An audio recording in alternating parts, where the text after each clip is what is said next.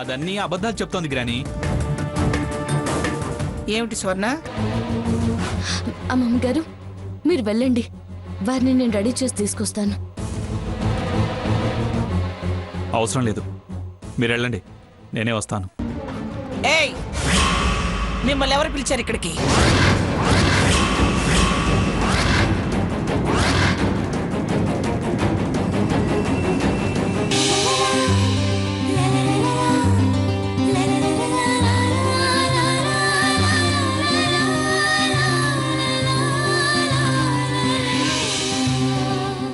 ఆయన చేసింది తప్పే, క్షమించండి. అయినా నాకేమీ క్షమాపణలు అవసరం లేదు. మీ ప్రార్థనలు నేను వినదలుచుకోలేదు. అలాగే వెళ్తాం. పంతులు గారు పుట్టింటి కట్నాలు అన్నారు. కూతురు కళ్యాణం జరిగి భర్తతో తొలిసారి పీటల మీద కూర్చుంది. ఇవి మీరే మావిగా చదివించండి. దాని నుదుట కుంకుమ బొట్టు పెట్టి వెళ్ళనివ్వండి.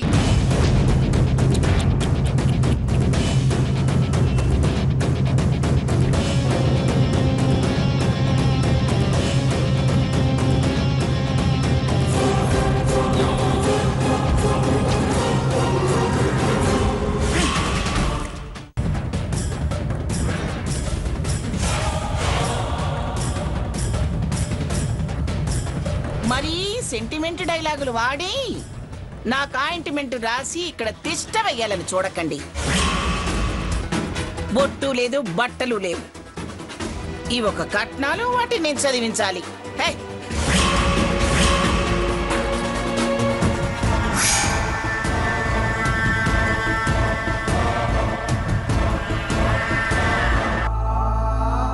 ఇవి మా వాకిట్లో ఉండే వాచ్మ్యాన్ పెళ్ళం కూడా కట్టుకోదు.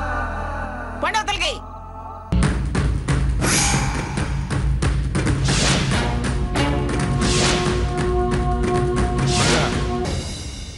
చూడండి,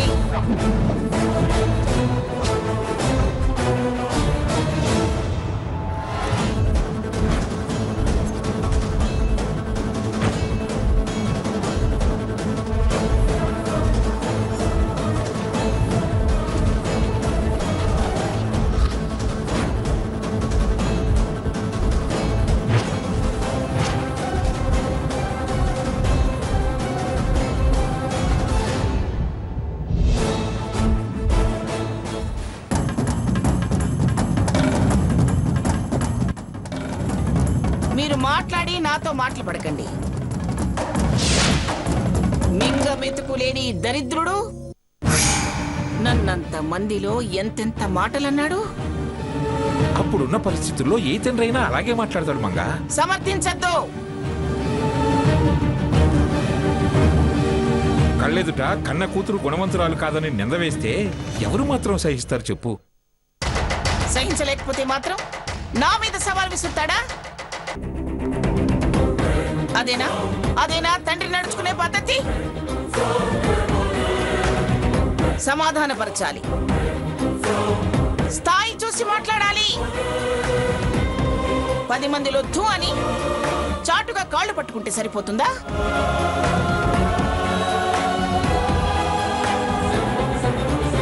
మీరు సరిపుచ్చుకుంటారేమో కానీ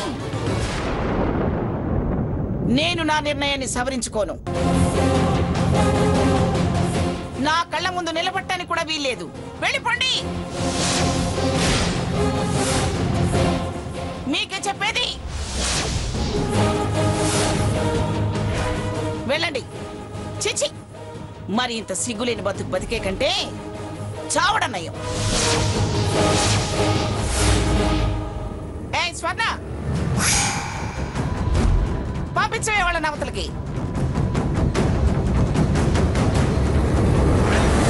ఏంటి అమ్మమ్మ గారు అంత వివరంగా చెప్పినా అర్థం కావట్లేదా? ఎవరు పిలిచారు?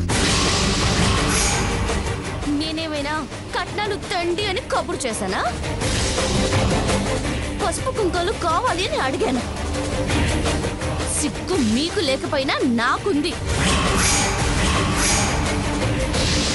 మీరు కూతురు అనుకుంటున్నారేమో, కానీ నేను మిమ్మల్ని అమ్మ నాన్న అనుకోవట్లేదు. అమ్మమ్మ గారు ఎవరిని అసహించుకుంటారో వాళ్ళని నేను కూడా అసహించుకుంటాను. వెళ్ళండి. స్వర్ణ, ఏంటా పిలుపు? ఎవరనుకుంటున్నారు నన్ను? బతకలేక బతుకు నడిపిస్తున్న బడిపంతులు రామచంద్రయ్య కూతురు అనుకుంటున్నారా?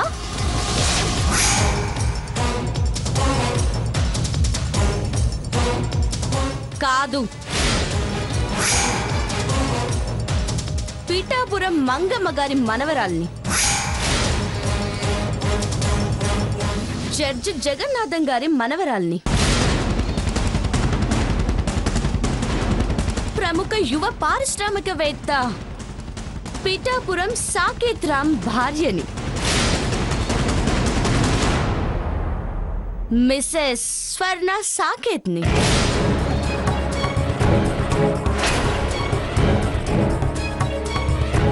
మీలాంటి అలగా వాళ్ళంతా అమ్మగారు అని పిలిచే స్థాయి నాది.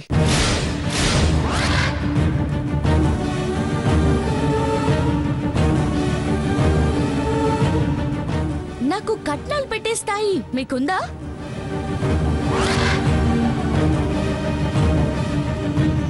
అసలు ఆ అర్హత మీకుందా? స్వర్ణ, ఏంటమ్మా మాటలు? దయచేసి మీరు కల్పించుకోకండి అత్తయ్య గారు. ఇది నా పర్సనల్ విషయం.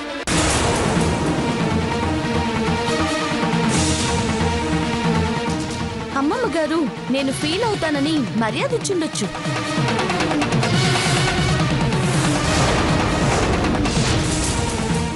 కానీ నేనివ్వను. నేను కూతుర్ని కాదనే కదా నా పెళ్లికి ఉండకుండా పెద్ద కూతురు వెంట వెళ్ళిపోయారు. మళ్ళీ ఇప్పుడు ఎందుకు వచ్చారు? వరుసలు ఎందుకు తిరిగేస్తున్నారు? బంధాలు ఎందుకు గుర్తు చేస్తున్నారు? సంధిస్తే దూరి అంతూ ఇంతూ మెల్లగా సర్దుకుపోదామనా? అప్పగింతలు కూడా లేని మీరు వెతుక్కుంటూ రావడం ఎందుకు? కట్నాలు వంకతో కలిసిపోదాం అనుకుంటున్నారా? అది జరగని పని. నేను అష్టైశ్వర్యాలున్నింట్లో కాలు పెట్టాను. పుట్టుక దరిద్రం వదిలించుకొని వచ్చాను.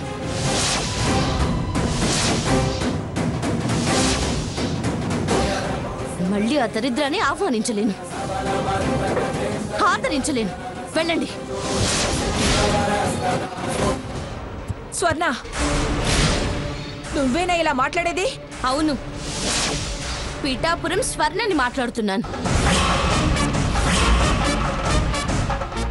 ఎవరికి కావాలి మీ సిల్క్ చీర, కాటన్ చొక్కా ముక్క? తీసుకెళ్ళండి.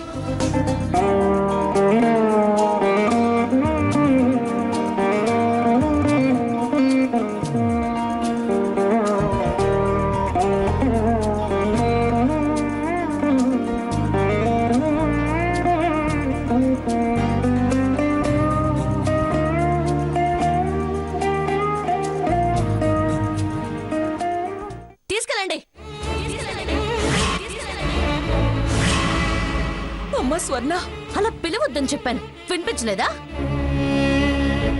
నేను ఆనందంగా బతకాలనుకుంటున్నాను. వచ్చిన కనపడి గత దరిద్రాన్ని, పడ్డ కష్టాల్ని, వదిలిన పేదతనాన్ని గుర్తు చేయకండి. వెళ్ళండి.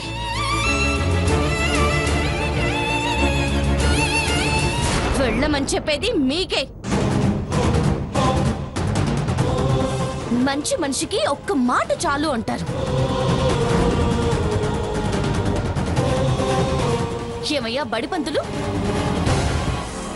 నీకు బాగా అర్థమైందనుకుంటాను.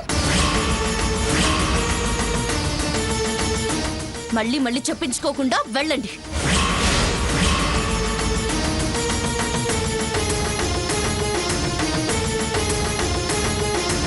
మీ కన్నీళ్లు కూడా ఈ కాంపౌండ్ లో పడద్దు.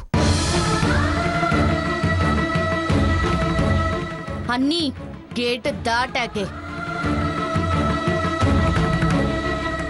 వెళ్ళండి.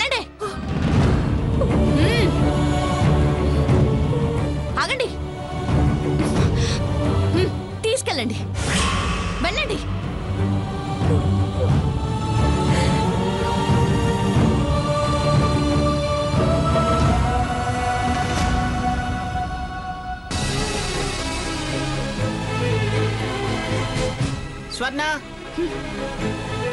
రా కూర్చొని హారతివు. దరిద్రం వెళ్ళిపోయిందిగా. అలాగే అమ్మమ్మ.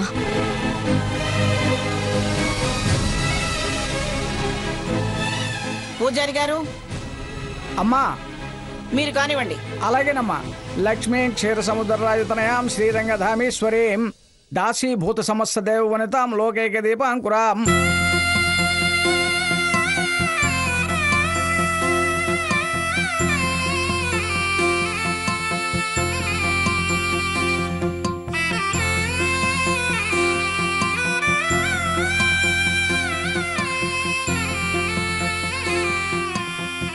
అమ్మా ఉద్వాసన చేశాను. తమరు రేపు కలసి బియ్యంతో పాటు అఖండ దీపం కింద బియ్యంతో మీ వంశాచారం ప్రకారం దేవాలయంలో ప్రసాదం చేయించి నివేదన చేసి ప్రసాదం ఆరగిస్తే ఆ తరువాత వధూవరులిద్దరూ ఇతర కార్యక్రమాలు ప్రారంభించవచ్చు. మంచిది. సాకేత్ పంతులు గారికి తాంబూలం ఇవ్వు.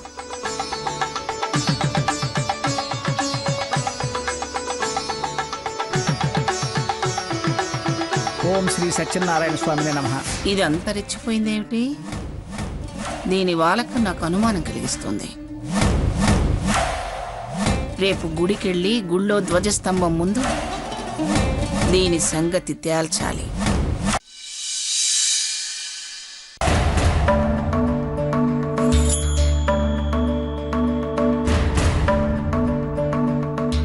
అవమానాలు జరిగినా మాటలన్నా అన్ని సాంప్రదాయాలు యథావిధిగా జరగాలనే చూస్తుంది అమ్మమ్మ గారు. ఈ 16 రోజుల పండగ అయ్యేదాకా ఈ రాకపోకలు ఎలాగూ తప్పవు. ఆ తర్వాత కూడా కొత్తలుడిగా సాకేత్ రావడం, స్వర్ణ రావడం, నేను సర్దుకుపోయినా, నేను ఇబ్బంది పడకపోయినా సాకేత్ పడొచ్చు. వాళ్ళ కోసం కాకపోయినా ఊరికే ఇంట్లో కూర్చుంటే నాకు కూడా తోచదు. నన్ను చూస్తూ అమ్మా నాన్నలు బాధపడుతూ ఉంటారు. మళ్ళీ జాబ్కి వెళ్ళడం బెటర్ అనిపిస్తుంది.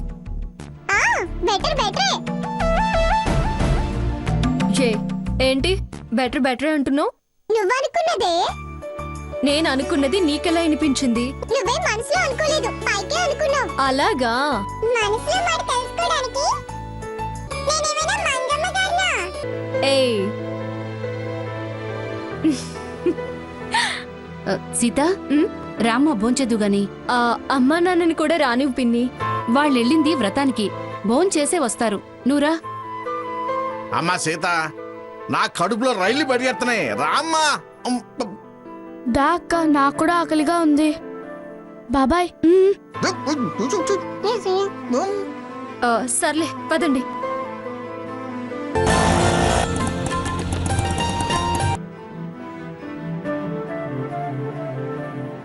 అదేంటి వీళ్ళు అప్పుడే వచ్చారు? గుమ్మంలోంచి తిరిగి పంపించేసిందేమో. ఏంటనే వ్రతం అప్పుడే అయిపోయిందా? అయిపోయింది. అప్పుడే? మేము వెళ్ళేసరికి వ్రతం అయిపోయింది, కథే మిగిలింది. వ్రతం బాగా జరిగిందా నాన్న? వాళ్ళకేమమ్మా, అన్ని విధాలా ఉన్నవాళ్ళు ఏదైనా వాళ్ళ లెవెల్లో చేస్తారు. మిమ్మల్ని ఏమీ అనలేదు కదా? ఏమీ అనలేదు. ఎందుకండి, ఎందుకు అబద్ధాలు ఆడుతున్నారు? వాళ్ళ సంగతి తెలిసి ఎంత అమాయకంగా అడుగుతున్నావే. మొహం వాచేలాగా చివాట్లు పెట్టింది, గుమ్మ అవతల నుంచి తిప్పి పంపించేసింది. నేను ఆనందంగా బతకాలనుకుంటున్నాను. వచ్చిన కనపడి గత దరిద్రాన్ని, పడ్డ కష్టాల్ని, వదిలిన పేదతనాన్ని గుర్తు చేయకండి. వెళ్ళండి. ఆ పెద్దావిడన్నా అంత బాధ ఉండేది కాదు. మంచి మనిషికి ఒక్క మాట చాలు అంటారు. కన్న కూతురు అమ్మా నాన్నలని కూడా చూడకుండా అనరాని మాటలని పంపించేసింది.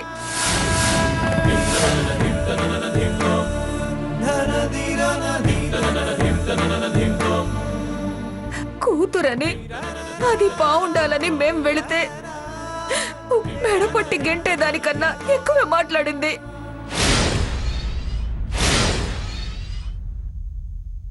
డబ్బులో పుట్టి డబ్బులో పెరిగిన మంగమ్మ గారే నయం అనిపించింది. నడుమంత్రపు సిరి నరాల మీదే ఉండు అన్నట్టు తల్లిదండ్రులని కూడా చూడకుండా మమ్మల్ని ఎంత మాట పడితే అంత మాట అంది. సావిత్రి వదిలే. మీ అంత నిబ్బరం నాకు లేదండి. అదంత చులకన చేసినా నన్నొక్క మాట కూడా అన్నవరే. అని ఏం ప్రయోజనమే? అంది, పడొచ్చాం. ఇంకా చెప్పుకొని తలుచుకొని బాధపడ్డం అన్నది అవసరం అంటావా? ఒక్క రోజులోనే దానికి అంత అహంకారం వచ్చేసిందా? గర్వం, అహంకారం, కోపం, పగ అన్నవి రావడానికి క్షణాలు చాలు. అయినా మనమ్మయ్యగా అంటే అందిలే. చూడండి, మంచితనానికి ఓ హద్దుంటుందండి.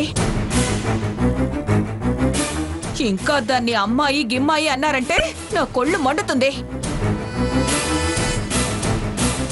అమ్మో, వదిన ఈ లెవెల్లో రియాక్ట్ అవుతుంది అంటే స్వర్ణ అనకూడన మాట్లేదు అనేసి ఉంటది. అదలా ప్రవర్తించడం చాలా ఆశ్చర్యంగా ఉంది. నాకు అసహ్యం వేస్తుంది. అమాయకురాలు అనుకున్నాను. ఆ పెళ్లి మండపంలో ఎంత గటికురాలా అనేలా చేసింది.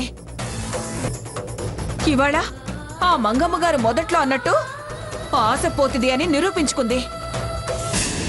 డబ్బు మీద ఎంత మోజో అర్థమైంది. ఒక్క రోజులో ఆ పెద్దావిడి కన్నా తల పొగరు దీనికే ఎక్కువైంది.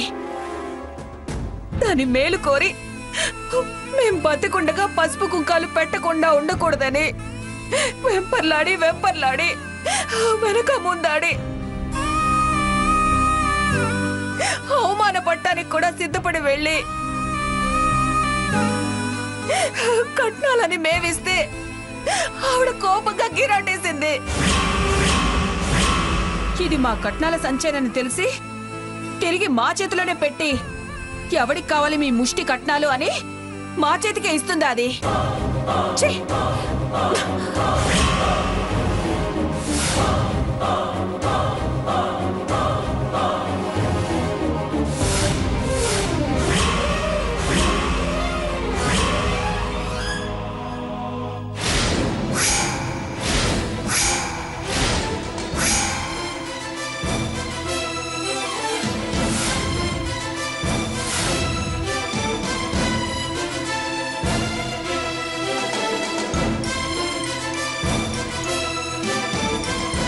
అమ్మా, మీరు తీసుకెళ్ళింది ఈ బట్టలు కాదు కదా?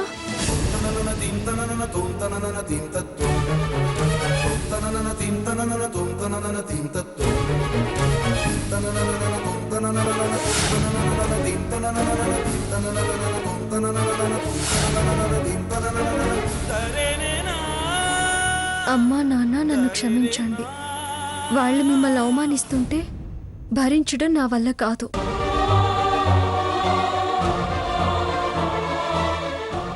వాళ్ళ తిట్లు మీకు తగలకూడదనే మిమ్మల్ని అక్కడి నుంచి పంపించడానికి నేను అలా మాట్లాడాల్సి వచ్చింది. దయచేసి అర్థం చేసుకోండి. నా గురించి దిగులు పడకండి.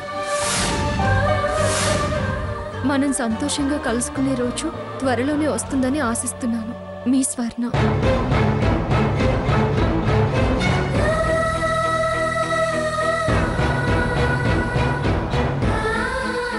అదమ్మా స్వర్ణ. దానికి అహంకారం అన్నావు, నడవంత్రపు సిరన్నావు. అది రామచంద్రం మాస్టర్ గారి కూతురమ్మా. తొందరపడకే. అంటే అందిలే అంటే సమర్థించొద్దు, మీ అంత ఓపిక నాకు లేదు అన్నావు. మన ధర్మాన్ని కాపాడింది అది. మన కట్నం అందుకుంది. అంతేకాదు, తన ధర్మము కాపాడుకుంది. అమ్మా నాన్నలకి కట్నం పెట్టింది. కన్నీళ్లతో పాదాలు కడిగి ఆశీర్వదించమంది. చీచీ అని అసహించుకున్నావు. నీకన్నా అదే పెద్దదైపోయిందే.